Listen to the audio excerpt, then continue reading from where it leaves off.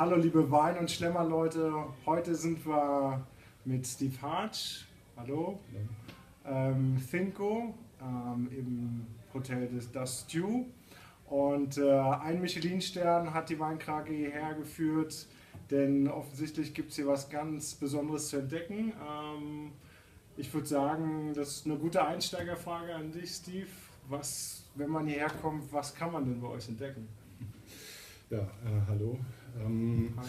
Ja, was kann man hier entdecken? Ganz klar, unverfälscht auf den Punkt gebrachte spanische Küche.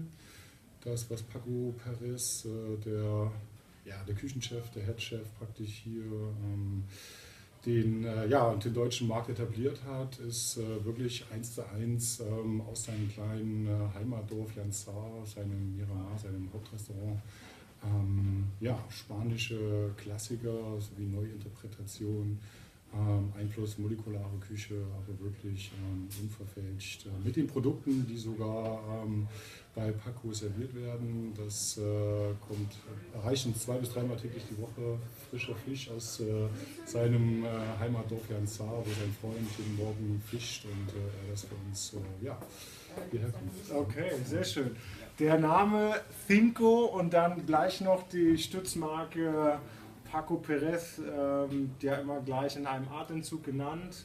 Heißt also, der berühmte Koch, der auch im Arz in Barcelona eine Dependance hat und hier in Berlin sich auch für diesen Standort entschieden hat. Vielleicht nochmal ganz kurz, Cinco bedeutet ja 5 übersetzt. Viele Leute werden sich fragen, warum Cinco? Sagen wir mal, Cinco ist High Five damit gemeint? Oder? Ganz so nicht, nein. Cinco ist für Paco ganz klar der Begriff 5. Die 5 steht für die 5 Sinne, die der Mensch hat. Und diese will er erreichen mit all seiner Schaffenskraft. Ja. Das sind Düfte, ja, das ist Visualisierung, die Anrichtung. Und klar, Geschmack und alles, was eben zu den 5 Sinnen dazugehört, hat er sich auf die Fahne geschrieben und lebt dieses Thema. Ja. Okay, schön. Ja, Cinco, dann apropos 5, ich hoffe, wir sind dann halt auch im 7. Himmel mit den Weinen sozusagen, also +2. Ja. Du hast ein Cover sehe ich und 2 Weine ausgesucht und würde ich sagen, wir probieren einfach mal den ersten, sagst einfach mal was dazu, was dich dazu bewegt, warum du ihn ausgesucht hast und würde ich sagen, fangen wir mal an. Riechen wir mal ins Glas sozusagen. Ja, also ganz kurz zum Weinkonzept. Klar, wir sind ein spanisches Restaurant. Der Fokus liegt auf Spanien und Deutschland, weil wir befinden uns in Deutschland mit dem spanischen Restaurant und daher ganz klar der Schwerpunkt auf diese 2 Weinbauregionen. Destotrotz haben wir natürlich Österreich, Frankreich und Portugal, Italien, das ist alles auf der Weinkarte, aber Schwerpunkt eben auf diese beiden Länder. Ich habe jetzt einfach mal so ein paar Weine ausgesucht, die man hier offen bei uns trinken kann und ganz klar, der erste Kontakt mit dem Gast ist immer der Aperitif. Genau. Und danach das Wasser. Der Appetit machen soll. Der Appetit machen soll und es gibt immer wunderschön Champagner, Prosecco etc. Das ganze Thema. Cava ist in den wenigsten Häusern eigentlich immer ein Thema. Ja. Ist ganz klar der mittleren Qualität im überwiegenden, also ich sage mal auf die große Masse gesprochen, auch der Fall. Aber was ich jetzt mitgebracht habe, kommt aus für mich mit einem der Spitzenerzeuger der Bodega Recaredo. Sitzt auch in der Hauptstadt in San Sadurní de Anoia und ist ein rein biodynamisch arbeitendes Weingut. Die besitzen 5 Hektar, die sind jetzt in der 3. Generation und gibt so ein paar Regeln auf dem Weingut, das ist ganz klar, eben diese biologische Arbeit, die Kontrolle, weil sie eben nichts zukaufen, der Eigenkontrolle der Weinberge und dann langes Hefelager, es gibt nichts unter eine Grand Reserve. Wir haben hier 84 Monate in dem Fall beim 2,6er, den der Wein auf der Hefe lag. Das sind 7 Jahre. Das, wie gesagt, Minimum sind 40 Monate, die der Wein eben gelegen haben muss, um es eine Grand Reserve nennen zu lassen. Das Besondere auch hier gibt es keinen Chardonnay, hier gibt es keinen Pinot Grigio oder hier gibt es keinen Pinot. Die gibt es zwar im Rosé, aber grundlegend ist der Fokus auf die Ausdruck von Reben. Und das ist hier eben Chareo und Macabeo. Okay. 2 Reben. Genug, ich will probieren. Okay, Steve. Ja, Wein, der klar erstmal, wenn man schon riecht, so ein bisschen an Cidre erinnert. Das ist jetzt alles mehr über diese lange Zeit, über den langen Ausbau, mehr sekundär von der Aromatik. Das ist vielleicht auch nicht gleich was so brilliert und einen sofort, zumindest diesen Prosecco-Trinker, das ist ja mal nicht böse zu meinen. Da gibt es auch seriöses Zeug. Spricht jetzt vielleicht nicht unbedingt gleich an. Ja. Das geht auch von den Früchten ganz klar eigentlich mehr. Diese eingelegte Frucht, ne, diese eingelegte Birnen, aber auch ganz klar dieses salzige Thema, weil das steht auf Kreide, auf Kalk dort im Penedès, ähnlich wie in der Côte de Blanc. Also das trifft auch so ein bisschen so diesen Cherry-Nerv, diese Mandel. Und ja, die andere Regel, die habe ich ganz vergessen, immer Brut Natur, es wird nichts aufgezuckert. Ja. Natürlich. Bei Cava weiß ich nicht, ob das grundsätzlich so der Fall ist. Eigentlich Nein, in dem Haus, pardon, in dem Haus ist immer eine Brut Natur. Es gibt kein extra Brut, es gibt kein Brut. Es ist alles Brut Natur ausgebaut. Es ist natürlich auch eine andere Baustelle wie in der Champagne, wo die Säure auch eine ganz andere ist. Ja. Das ist hier ein bisschen gemäßigter. Hier finde ich eigentlich, kommt die Säure mehr über die Mineralität. Und ja, es war ein Holzfassausbau. Da kommt so ein bisschen auch dieses Roughe, dieses bisschen auch ja, tanninbewusstere. Es zieht einfach mehr, diese Mineralität, diese kargen Böden. Und es ist einfach ein geiler Apero, weil ich hier einfach, ja, der Trinkfluss ist angeregt, ja, und der Aperitif kommt. Okay, Essen dazu, ganz kurz. Ja, Essen, wie gesagt, es ist schon mächtig, aber Apero sollte das auf jeden Fall sein und das kann ganz klar mit Sachen wie den klassischen spanischen Sachen wie Sardine kann das super geil gehen. Da kann ein paar grüne Oliven dazu, ein paar gesalzene Mandeln. Das ist so eigentlich mehr dieses Thema, womit ich mit diesem Wein rangehen würde. Chorizo? Chorizo, dafür ist es viel zu trocken. Ja. Das Paprikapulver, das scharf ist, knackt er nicht. Ja, also Chorizo nicht natürlich. Nein. Okay, und du sagst, dann können wir jetzt auch dann gleich zum zweiten Wein gehen. Wichtig war hier Aperitif und dann sagen die Leute, ja okay, dann machen wir Aperitif und dann gehen wir nach Hause. Nein, wichtig ist, dass man hier wirklich 27 Gänge halt auch verkosten kann, wenn man denn so viel bereit ist, wirklich zu nehmen. Dir wurde es jetzt aber auch anfangen, ja, mit dem... Ganz klar, das gibt es bei mir offen. Es gibt natürlich auch eine Champagner-Alternative, aber das ist schon der Fokus, damit beginne ich auch immer meine Empfehlung, weil die Qualität einfach für mich der Champagner in gewissen Häusern nicht nachsteht. Das ist eine ganz andere Aromatik, das ist ganz klar, aber einfach von der Seriosität und dem Aprodinlichen und einfach auch diesem Weintypus, dass man da einfach mal was Neues erkennt und Neues kennenlernen, pardon, ist mir immer ganz wichtig, ne? Dass wir nicht uns immer auf diesen eigenen Thema, es gibt großartige Champagner, das sind auch mit die größten Schaumweine der Welt, ohne Frage, aber das ist auf jeden Fall nicht zu verachten und zählt es auf jeden Fall auch mal serviert zu werden. Okay. Ja klar, 27 Gänge. 27 Gänge, ja. Ich glaube danach rollt die hier raus, obwohl es wahrscheinlich mehr im Tapas-Style ist. Aber das nochmal als ganz kurz mal angerissen. Wie wäre jetzt so diese Welle der 27 Gänge?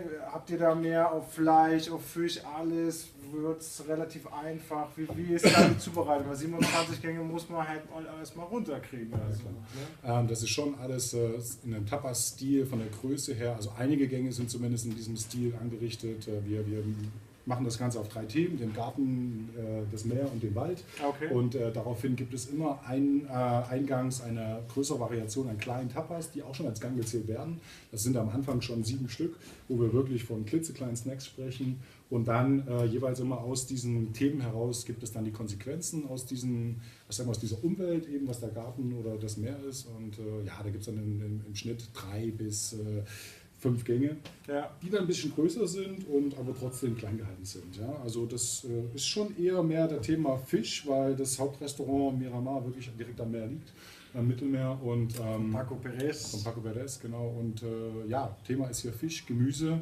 Fleisch spielen hier eher gedämpft eine Rolle. Jetzt sind wir im Winter, jetzt spielt Pilze und natürlich Trüffel auch eine Rolle gerade. Gedämpfte Rolle, vielleicht auch geschmort. Mal schauen. Nächster Wein. Vielen Dank. Gut. Was haben wir im Glas? Ja, jetzt mal nichts aus Spanien, auch meine andere Leidenschaft. Du überraschst mich. Nichts aus Spanien, wir gehen jetzt mal nach Frankreich kurz. Auch so ein Gang, der momentan gerade offen in unserem Trüffelmenü läuft, eben zu einer Auster, die mit einer Trüffelbutter serviert wird. Und wir sind so ein bisschen einer meiner Lieblingsgegner an der Loire, in der Appellation Saumur. Okay. Und Saumur oder Chenon, ja immer bekannt für die die Loire ist immer bekannt für den Chenin, pardon. Also haben wir 100% Chenin im Glas, das Ganze von Domaine de Collier, ein Projekt von einem Ehepaar. Ja. Antoine und Caroline Foucault, das ist der Nachkömmling praktisch vom großen Clos Rougeat, von dem Weingut, wo sich alle die Flaschen danach reißen, aber konnte immer ganz wenig. Hat 99 angefangen, die besitzen jetzt 7 Hektar.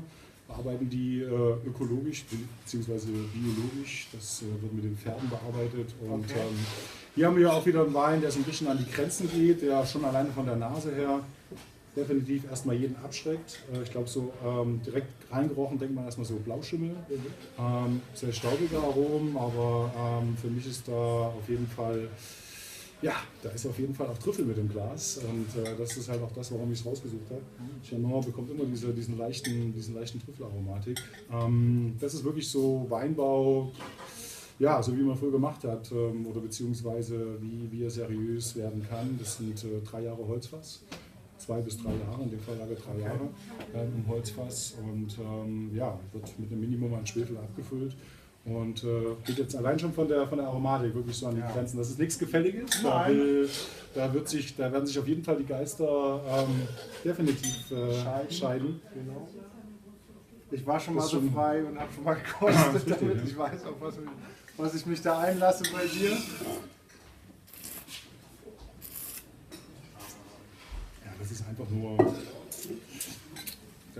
genial. Das ist einfach nur interessant und genial und das ist wirklich, hört mich an. Das geht so ein bisschen Richtung nasser Keller. Das ist von der Aromatik, wie gesagt, keine Primäraromatik. Da gehen wir ganz klar mehr auf tertiäre sowie sekundäre Aromen und wie schon gesagt, dieser weiße Trüffel, dieses ja, so ein bisschen diese reife Birne, vielleicht auch Zwetschge, unheimlich karg, unheimlich salzig, die Mineralität beißt richtig. Und ja, so kann das Spaß machen. Das ist was, wo ein Trinkvergnügen da ist. Das ist mir ganz wichtig immer bei meinen Weinen, dass ich eigentlich, auch wenn ich das glasweise trinke, im Zweifel dann sogar über die ganze Flasche drüber gehe. Okay, sehr gut. Drüber gehen, wir gehen auch rüber zum nächsten. Ja. Letzter Wein, kurz und knackig. Was haben wir hier? Ja, ich bin so ein Freund von Rebsorten, die immer in der jeweiligen Gegend heimisch sind. Wir sind jetzt in Spanien, wir sind in Galicien mit, ich glaube, das interessanteste Anbaugebiet Spaniens, einfach weil es diesen Einfluss vom Atlantik hat. Wir sind so überall von Portugal. Wir befinden uns jetzt in der Ribeira Sacra, in den Heiligen Ufern, wie man das so schön übersetzt heißt. Das ist im Prinzip ein ausgewaschenes Flusstal. Der Sil, der ist größer als der Minho, das wusste ich auch nicht, trägt mehr Wasser, hat sich über die Jahrhunderte in den Boden gegraben, hat Schiefer und Granit freigelegt. Okay. Das sind atemberaubend schwindelerregende Höhen und so steil, dass auch nur mit diesen Rackbahnen praktisch drin gearbeitet werden kann. Weißt du, wie steil das ist? Also so Richtung Mosel? Oder? Ja, das Bremer Keimund lässt grüßen. Okay. Das ist aber auch noch wesentlich höher dort. Da gehen wir auf über 1000. Hier jetzt bei dem Wein, wir trinken jetzt Adega Algera. Das ist ein Projekt von Fernando González, den ich vor 2 Jahren besucht habe. Und einfach auch einer, der an seinem Wingert steht, der für brennt. Das sind Weine, die polarisieren. Ja. Mencia als autochthone Rebe, die auch in Portugal vorkommt, als Chan. Autochthon, eben immer ganz wichtig für mich und die Aromatik eine ganz andere. Man hat lange gedacht, das ist Cabernet Franc, weil das auch diese Cassisfrucht hat, aber da spielt auch Zimt und vor allen Dingen auch so asiatische Kräuter eine Rolle. Und wenn du hier auch reinriechst, das ist fußgetreten im Vorfeld, im Edelstahl und dann ins 300er, ins alte Holzfass gelegt. Das ist von der Aromatik ganz klar die Cassis, die ist da, ja, die beißt richtig. Und das geht über, das hat ein bisschen was Balsamisches. Das kommt auch von diesem reifen Jahr, 2009, wir trinken 2009. Caravel, das ist eine 40 Jahre alte Anlage, wie gesagt mit Schiefer und ein bisschen Granit. Das hat aber auch so ein bisschen nassen Boden, so einen nassen Waldboden, ja, so nasse Blätter. Ja. Das ist auch wieder was, wenn ich die Nase reinhalte, das mag bestimmt erstmal keiner. Das hat auch was von rohem Fleisch, das ist unheimlich polarisierend von der Nase. Aber auch schon in der Nase merke ich so, ey, da ist Eisen, ich merke, da ist ein ganz mineralischer Boden im Spiel. Das hat auch eine gewisse Kühle, das hat nichts Süßes, auch von der Aromatik, auch wenn ich jetzt balsamisch sage. Nee, aber geht eher in diese frischen. Und ist einfach ein ziemlich Knaller im Mund, also muss man sagen. Das ist schon relativ reif, das liegt auch an diesem Wein, an diesem Jahr. Das würde ich auch nicht mehr so lange irgendwie in der Flasche lassen. Aber ja, das ist einfach die Mineralität, das bringt hier einen Zug, eine Säure.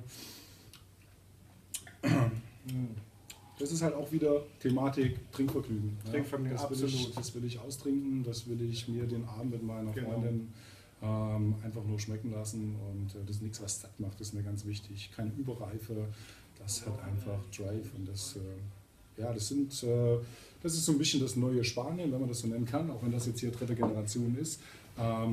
Adiga Algera hat auch angefangen mit Rauquez, mit diesem Initiator, der so ein bisschen alle angesteckt hat und jetzt auch mehr für diesen neuen Stil, beziehungsweise neuen Stil, für den er eigentlich aus der alten Welt kommt. Immer eher diese Idee, diese Burgundrigkeit, kein neues Holz, keine zu spät gelesenen Trauben. Man setzt das auf seriöse Böden, man arbeitet mit alten Reberziehungen. Und einfach Weine, wie sie dort immer üblich waren, die vergessen worden sind, weil diese Tempranillo-Hype einfach stattgefunden hat und Spanien leider keinen guten Ruf genießt, was die Weine anbelangt, aber das geht voran und da gibt's eine Menge Neues zu entdecken. Wir gehen auch voran, man merkt, dass du aus dem Rheinstoff kommst, sehr gut. Ja, liebe Leute, ich glaube, das war ziemlich interessant, 3 sehr coole Weine. Ja, wer gerne in Cinco kommen möchte, hier bei Steve Hartsch ist er sehr gut aufgehoben, denke ich. Bei 27 Gängen kann man auch nichts verkehrt machen, gibt aber auch à la carte. Es gibt auch à la carte, ja. Wollte ich gerade Wir sagen. wollen ja nicht die Leute genau, mit 27 Gängen nach Hause schicken. Bleibt der Weinkrake treu, es gibt weiterhin spannende Geschichten zu erzählen. Das war eine davon. Vielen Dank, Steve. Auf bald. Gerne. Ciao. Gerne, schön. Ciao. Ciao.